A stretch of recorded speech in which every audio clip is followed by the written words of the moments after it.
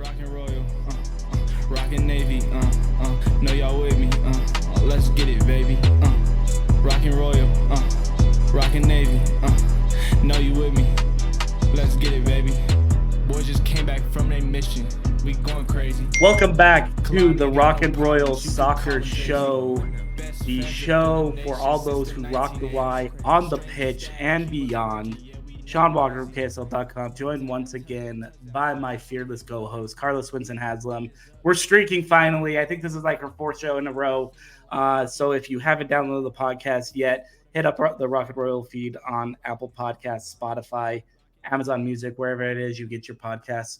And don't forget to like and subscribe. Leave a review if you can. It really does help the show grow. Doesn't cost a dime either. So that's the best part about it. Free 99, as I like to say. But Carla, let's dive right into this a little bit. We talked just a couple of days ago. I guess it's been a few days now at this point since BYU's season opening win over Wisconsin, 1-0 on the back of an Ali Fryer goal. A penalty save by Lynette Hernez, career high 6 saves in the shutout victory.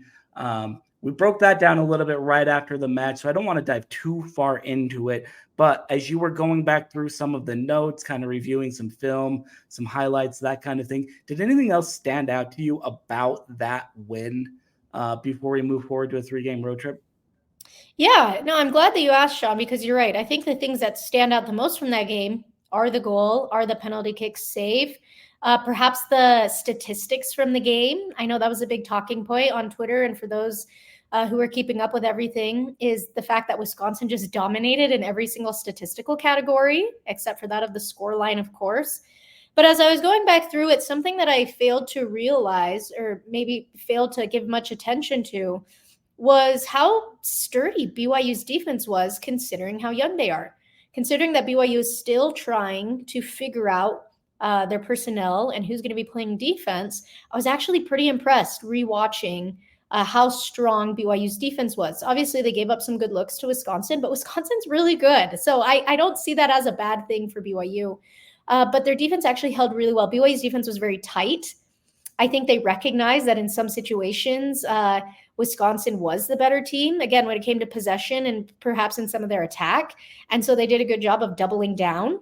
BYU's recovery rate was very good. So if you go back to that Wisconsin game, you will see that never did Wisconsin have a 1v1 opportunity against Lynette Hernez. That means that any opportunity they had, they were shooting in front of defenders. And of course, you still have to watch out for that. But that means that BYU's defense never got beat. They were never up in behind them.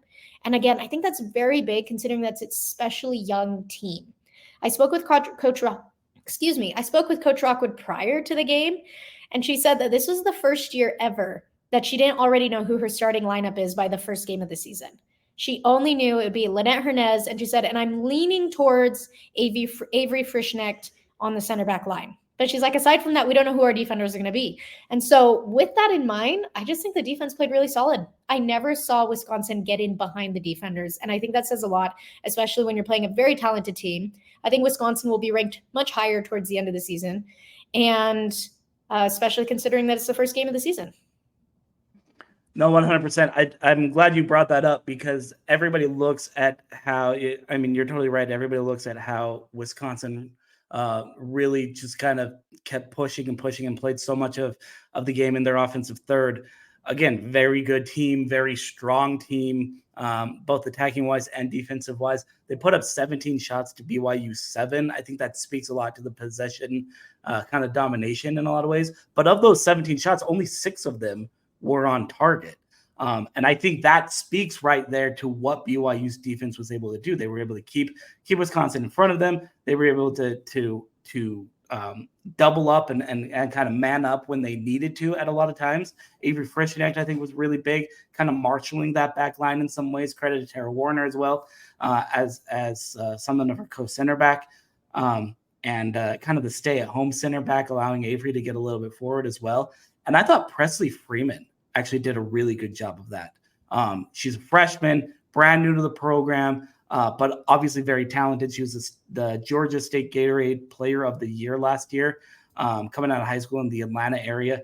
Very good player, gets her first start. And I thought she showed exceptionally well right there on that back line, just kind of staying with players, making sure she could be a little bit of a pest. She got forward at times, picked her spots, I thought, really well, like Coach Rockwood's outside backs like to do or have liked to do the last couple of years. You know a little bit about that. But I think Presley maybe deserves a little bit of a nod just because of it being her first full-blown college soccer experience. And I thought she did a great job of doing all those little things that you were talking about right there. Yeah, no, I agree. I do think BYU's back line was by far the strongest part of that Wisconsin game. And, the question's always, yeah, but what about goals? We want to score goals. And that's a legitimate concern. But I think you need to start with a good defense first. And BYU's holding steady. I mean, against UVU, they gave up the 2. Against Wyoming, 1. But that being said, they're not giving up a ton of looks. Coincidentally, the player that was getting all the looks for Wisconsin was Bohr, who is from Utah, a fellow Utah player. Yeah, Eddie Bohr. Yeah, I'm as shocked that she didn't start for Wisconsin because she was by far the best player on that team. But anyway, nevertheless, I think BYU is holding steady on their defense. That is coming first. And honestly, their forwards did well. They just didn't get the ball a lot. And I sound like a broken record now because I've said that now in the last 3 podcasts, is they just don't get the ball a ton. But if you do, if you get it to Ali Fryer's feet, like she's going to have some explosive mark to get forward and put it in the back of the net. So ultimately, I think that'll probably come last for this team is can they get the forwards the ball more rather than just playing these really long balls? Again, I think BYU in some cases was outmatched against Wisconsin. And so they packed it back. Like, I'll be the first to say BYU did park the bus. They did pack a lot of players back. There were many times where they were all 11 players back in their own box. And that makes it hard when you're a forward. Yeah. Every time you win the ball, now it's, an 80-yard run to get to the other side of the field. So all things that they can improve against, and will have many opportunities to do so now that they're on the road for 3 games. Yep. So 100%. So BYU picks up its 7th straight season opening win of the program. This is a team that just is making a habit of not dropping that season opener, which I think was an important one because, as you mentioned, they're now hitting the road for a 3-game road trip. It starts Thursday, 6 p.m. Mountain Time on ESPN Plus if you want to catch that, at St. Louis, a St. Louis team that feels like they're perennially underrated. And that's a little bit weird to say, I think, this year, Carla, because they do come into the season ranked number 12 nationally by the United Soccer Coaches Poll. Out of the preseason. They're number 8 nationally by the Top Drawer Soccer Media Poll as well. This is a very good team. Perennial A10 power, made the NCAA tournament last year. Arguably the best team of the last 25 years in the A10, I think, in some ways. And yet maybe because of that, I do feel like they are constantly overlooked, constantly underrated. I don't think BYU is going to be underrating or overlooking this team, though, because this is the return game from St. Louis coming to Provo last year. And you were at this match, so maybe we can start with that a little bit. The game was awesome, by the way. I thought one of the better home matches of the season. It was one incredible. Of the best home games I've ever seen. Yeah, that game was so good. And obviously BYU just had an incredible legacy team last year. But that was one of the best home openers I think I've ever seen for women college soccer. And I watch a lot of women college soccer, but that game was so good. It was 2 ranked teams. This was last season. And both teams were so good. It was such a fun game to watch because both teams were getting incredible opportunities. Both teams were doing incredible defense. It looked like an NCAA tournament game, and it was literally a home opener. Yeah. It was so awesome. Yeah, it very much had the feel of a postseason game. To start the year on that, I think kind of told you a little bit something about what last season was going to be. And it turns out it turned into a pretty special season, I think, for BYU women's soccer for a lot of reasons and a lot of regards that we've talked about plenty. But St. Louis brings back a big chunk of last year's team. They're not like BYU necessarily. They didn't lose 9 starters, 9 full-time starters, 11 seniors. I think it was 12 players with a cap start or something like that. This is a fairly continuous team from a year ago. I think we need to start on the St. Louis side with 3 players on the 2024 Mac Herman Trophy watch list That is the Heisman of college soccer, as they like to say, given to the top men's and women's player in the country at the end of the year. 3 players on the watch list means there are 3 players that you need to keep an eye on, and that is tied for the most players on this preseason watch list this year. Florida State and Texas Tech also have 3, although we'll get to this in a couple of weeks when we need to preview a very good Texas Tech team. One of those players, obviously, out for the year, arguably their best attacking player in some way. So I don't want to get too down on that. But graduate defender Lindsay Heckel, senior forward Emily Gabe, and graduate goalkeeper Emily Puricelli are among the 44 NCAA Division I women's soccer players on that watch list. And I think just pointing to that right away speaks a little bit to the balance of this team. It's not a team that is all attack. It's not a team that's all defense and likes to squeak things out. This is a really balanced team that knows how to play, that's experienced playing together. And I fully expect them to try to institute their will early and often against this BYU team, especially being at home at Herbin Stadium. Yeah, I agree. I think for the soccer students out there, like, this would be the game to watch because St. Louis is so good. Oh, for so many reasons. You know, you'd mentioned the 3 players that are on the Matt Herman Trophy list as nominees for this year to watch, I should say. And they're excellent players, no doubt. But they also are there because they have teammates that also know how to find them the ball and how to help them shine. And so you put that together and it's like, wow, this is a really talented team. So maybe we'll break down, some of the strengths of this Pelicans team. St. Louis is very athletic and they're very fast, and their first touch is very fast. So every time you see one of the players get the ball, there's no stop or hesitation. It's not like they get it, settle themselves, and then pass it. No, their first touch is always into a space. And that makes a huge difference at this Division I level if that first touch already takes you to where you need to be. And that's what St. Louis does super, super well. That's why they're able to get in behind defenses. That's why they're able to move the ball so fast in transition. They're really, really good in transition, is because they just play at a much quicker pace than of some of their opponents. And then you add that with their athleticism, and they really do overpower teams. Like, it does feel like they're being overpowered, even if they're not physically, much bigger or much taller. They seem to overpower teams because they just move at a pace that is much, much quicker. And you can thank a lot of that to those 3 players, coming down the spine and then also in the goalkeeping position. What is more invaluable for NCAA women's soccer than a stellar, stellar goalkeeper, right? At that point, you put the pressure on your forwards to get a lot of goals because you know that you're going to be solid on that back line. So this will be very much a test for BYU. This will be even greater test than Wisconsin. I know that was the home opener, and I know there were all these doubts about questions about who's going to score and do we have an attack. And so this Wisconsin game felt high pressure going into it, but I honestly think this St. Louis game is going to be 2 or 3 times harder. Yeah, I totally agree. Don't get fooled by the name on the front of the jersey. Get fooled more by the names on the back, right? Now, I think I messed up that saying a little bit there. But this is a really good team coming off of a 19-3-2 season last year, 8-10 regular season and tournament titles. They made it to the round of 16 in the NCAA tournament. That's their 6th straight NCAA tournament. So again, that perennial team, school record tying 15 shutouts. That led all of NCAA Division I last year, and 3.08 goals per game as well, for a school record 74 total, the 2nd best offense in the nation a year ago. That offense was stifled a little bit in a 0-0 season opening draw with Kansas City. I don't think we could take too much from this game, though, Carla, because this game was interrupted for about an hour in the 58th minute by a lightning delay. Storms kind of passed through the area. They got back on the pitch to try to resume it, played up until just about the 70th, 71st minute, and then went into delay again. By that point, both coaches agreed it's getting late. Kansas City's got to get out of there, that sort of thing. So they called the game after just 72 minutes.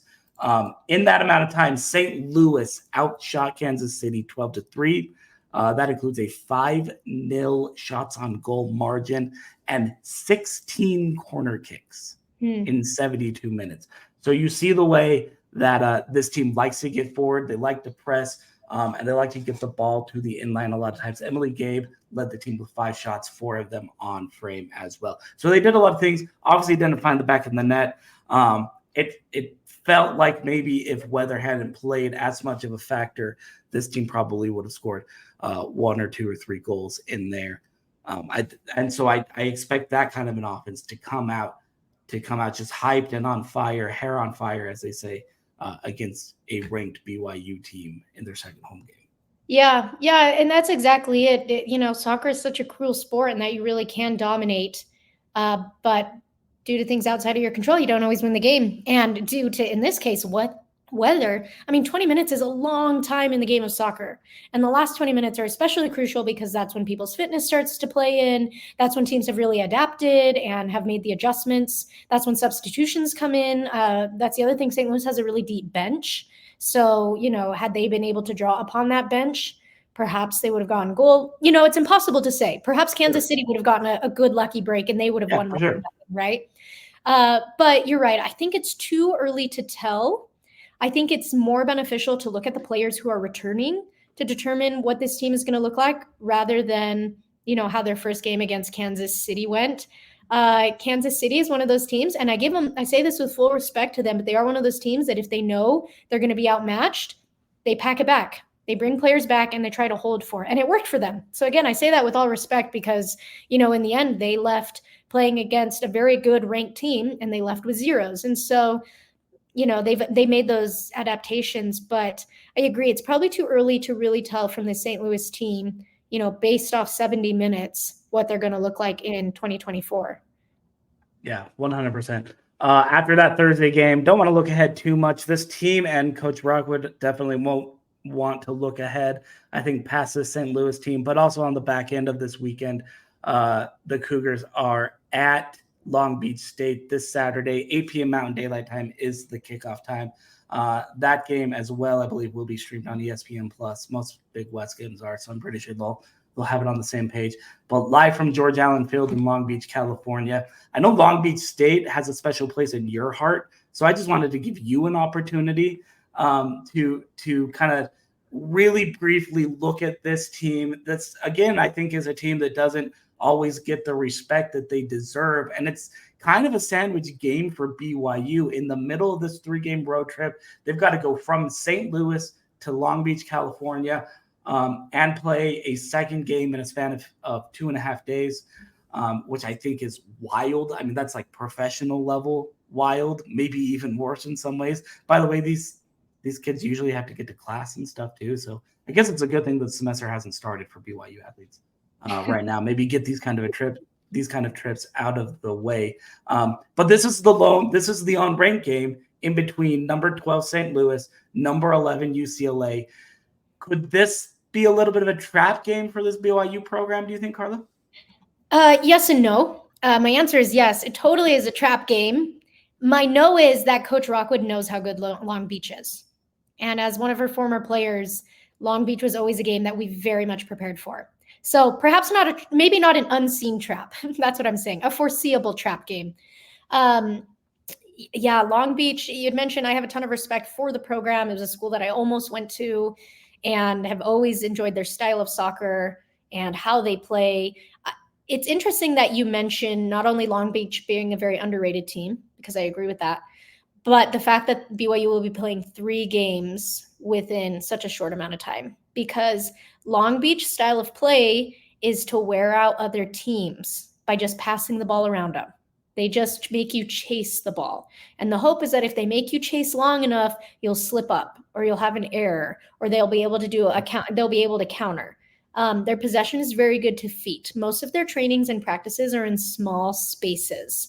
They practice receiving the ball, touch and go. And then when it gets up to the forwards, taking players on 1v1. But it's very much a South American style of soccer. And so the hope is that they can wear out teams because teams will just be a bit frenzied and a bit out of position.